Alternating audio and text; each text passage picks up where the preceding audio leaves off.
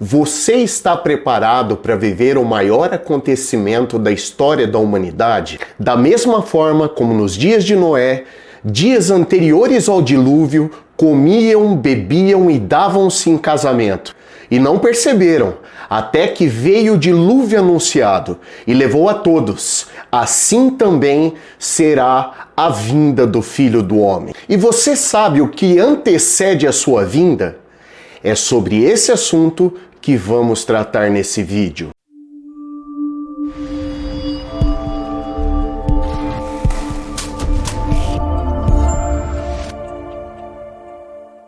Existem várias promessas que falam a respeito do arrebatamento da igreja, mas gostaria de frisar apenas duas que, na minha opinião, eu considero como as principais. No Evangelho de João, no capítulo 14, nos versículos 2 e 3 está escrito: "Na casa de meu pai há muitas moradas. Se não fosse assim, eu vou-lo teria dito, pois vou preparar-vos lugar. E se eu for e preparar-vos lugar, virei outra vez e levarei para mim mesmo, para que onde eu estiver, estejais vós também." E um outro texto muito conhecido nas Sagradas Escrituras é o de 1 Tessalonicenses, no capítulo 4, do versículo 16 ao 17. "Porque o mesmo Senhor descerá do céu com alarido, e com voz de arcanjo, e com trombeta de Deus.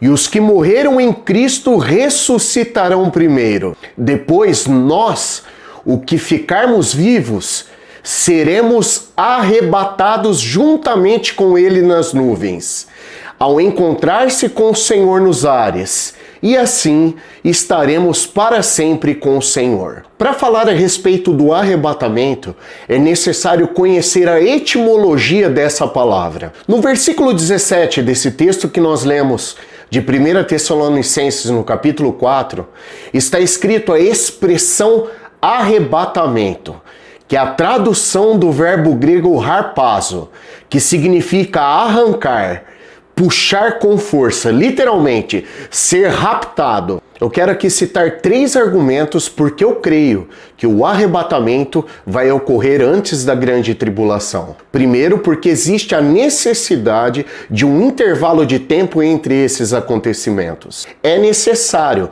que ocorra esse intervalo entre o arrebatamento da igreja e a segunda volta do Senhor Jesus. Por quais motivos? O tribunal de Cristo, por exemplo, a recompensa dos justos, que está registrada lá na segunda carta aos Coríntios, no capítulo 5, no versículo 10. Outro motivo seria a redenção do povo de Israel, para que se cumpra a última semana das 70 semanas de Daniel, conforme ele escreveu no capítulo 9, a qual a igreja nunca foi inserida nesse contexto. Outro exemplo clássico se expressa a redenção própria de Israel, que está registrada lá no capítulo 24 de Mateus, onde a igreja não tinha naquele momento sido fundada. Jesus respondia a uma pergunta de judeus naquele momento, e ele menciona a respeito da conversão do povo de Israel e dos gentios no final da grande tribulação. Nesse texto, Jesus usa termos, sinais,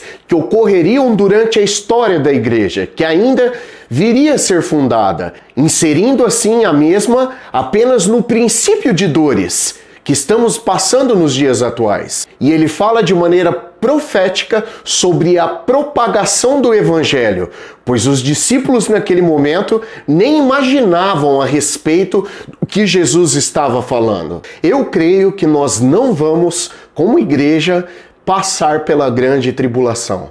Por exemplo, as profecias sobre as igrejas, as 7 igrejas de Apocalipse, que são representadas no capítulo 2 e no capítulo 3 deste livro, cada igreja representa um período específico de tempo na história, desde a sua fundação em Atos dos Apóstolos, seguindo uma sequência criteriosa em cima de suas próprias características. Hoje, estamos vivendo a transição entre a 6ª igreja, que é a igreja de Filadélfia, e a 7ª igreja, que é a igreja de Laodiceia. É a igreja que vai passar pela grande grande tribulação. Repare, a única igreja que o Senhor não tinha nada contra, nenhum tipo de queixa ou exortação, seria justamente a igreja de Filadélfia. No capítulo 3 de Apocalipse, no versículo 10 está escrito: como guardaste a palavra da minha paciência,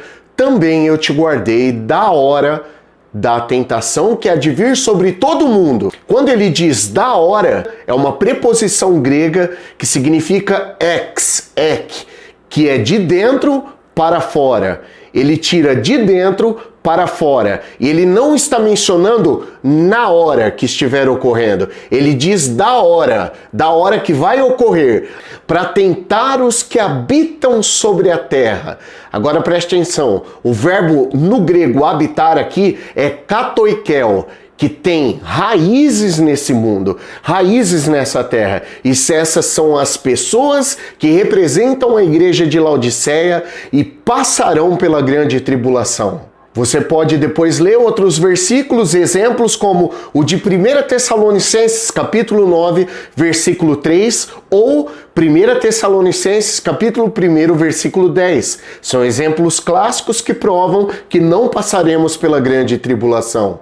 A doutrina da iminência, ela não se aplica em cima dos filhos e dos salvos. Sabe por quê? Porque nós não seremos pegos de surpresa nesse acontecimento. O arrebatamento virá como um ladrão, e a segunda vinda todo olho verá. Olha o porquê não seremos pegos de surpresa. O apóstolo Paulo, lá em 1 Tessalonicenses, no capítulo 5, no versículo 4, ele diz: vós não estáis em trevas, para que aquele dia não vos surpreenda como um ladrão. Significa que quem não está em trevas não será surpreendido pelo arrebatamento da igreja. E você?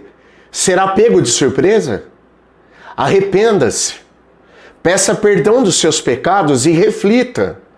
E deixe essa mensagem queimar em seu coração. Que essa rápida mensagem, essa meditação, venha colocar um sino de alerta nos seus ouvidos.